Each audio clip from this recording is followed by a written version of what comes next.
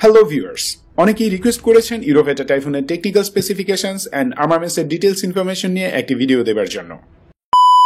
Hello viewer, welcome back to another video. Viewer बहुत ही ज्यादा इंपॉर्टेंट और बहुत ही ज्यादा इंफॉर्मेटिव किस्म की वीडियो आज हम आप लोगों के लिए लाए हैं। वीवर यूरोफाइटर टाइफून फाइटर जेट जो है कितना ज्यादा पावरफुल है, कितनी ज्यादा इसकी फायर पावर है और कौन कौन सी इसकी क्वालिटीज है। वीवर बहुत ही ज्यादा इंटरेस्टिंग वीडियो होने वाली है और बांग्लादेश की एयरफोर्स के लिए कितना ज्यादा इंपॉर्टेंट है, बहुत ही ज्यादा नॉलेजेबल वीडियो आज की होने वाली है। अभी तक आप लोगों ने हमारे चैनल को सब्सक्राइब नहीं किया हुआ, जल्दी से हमारे चैनल को सब्सक्राइब कर लीजिएगा। तो without wasting the time video को स्टार्ट करते हैं।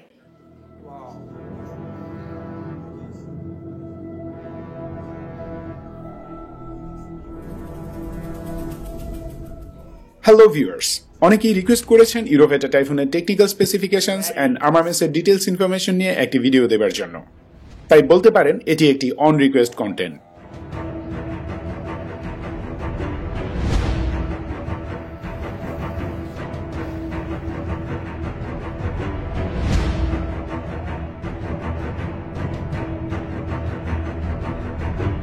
এই ভিডিওতে ইউরোভেটা টাইফুন নিয়ে ব্রিফলি ডেসক্রাইব করব, তবে যতটুকু সংক্ষেপ করলে ভাইটাল ইনফরমেশন বাদ যাবে না, ঠিক ততটুকুই ব্রিফ করা হবে।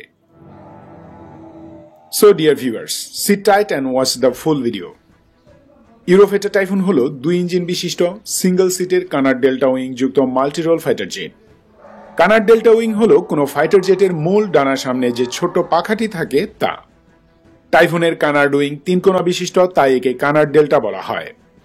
এই ছোট্ট উইং থাকায় ইউরোফাইটার মারাত্মক ক্ষিপ্র, দক্ষ ও কৌশলী একটি ফাইটার জেট।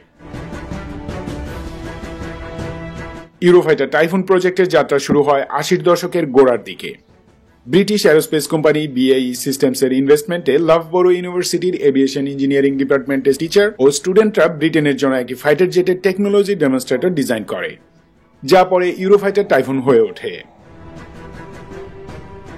1984 সালে রয়্যাল এয়ারফোর্স সেই ডিজাইন অ্যাপ্রুভ করে এবং ইউরোপের আরো কয়েকটি দেশকে মূল ফাইটার জেট ডেভেলপমেন্টে যোগ দিতে আহ্বান জানায়। এই আমন্ত্রণে সাড়া দেয় জার্মানি, ইতালি, স্পেন, অস্ট্রিয়া ও ফ্রান্স।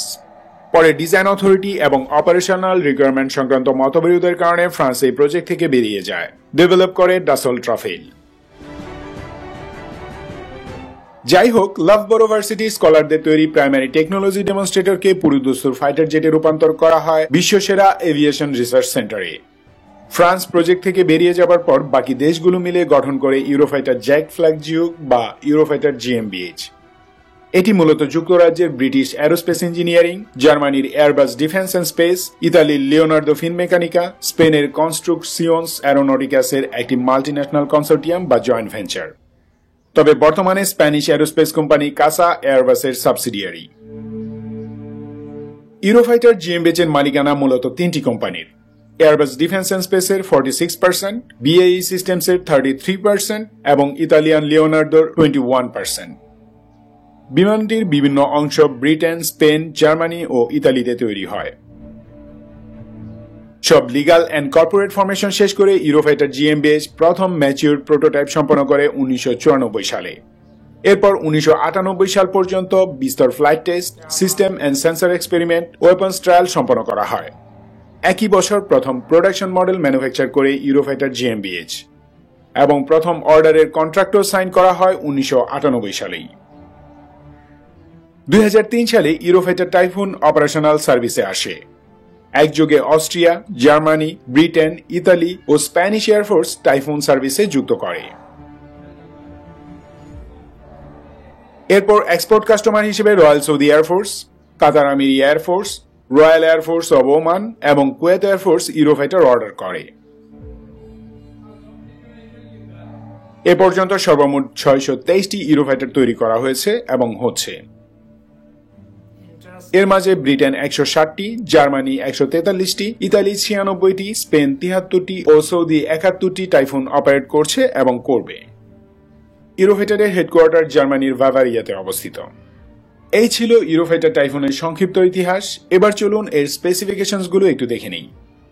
ক্রু 1 জন, ডুয়েল সিট ট্রেনার কনভার্সন ফাইটারের জন্য 2 জন, লম্বায় 52 ফিট 4 ইঞ্চি, ডানার দৈর্ঘ্য 36 ফিট, খালি ওজন 11 টন, পেলোড সহ maximum take off weight 23.5 ton.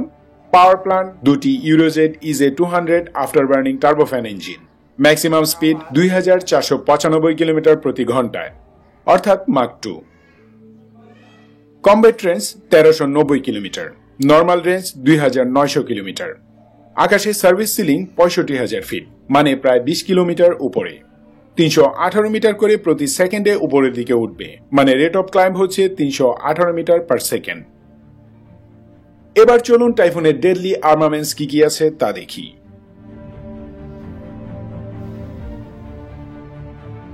যদিও ইউরোফাইটার টাইফুন ডিজাইন করা হয়েছে এয়ার সুপেরিয়রিটি ফাইটার হিসেবে, তথাপি সময়ের সাথে এটি সত্যিকারের মাল্টিরোল কমব্যাট জেট হিসেবে স্থান করে নিয়েছে।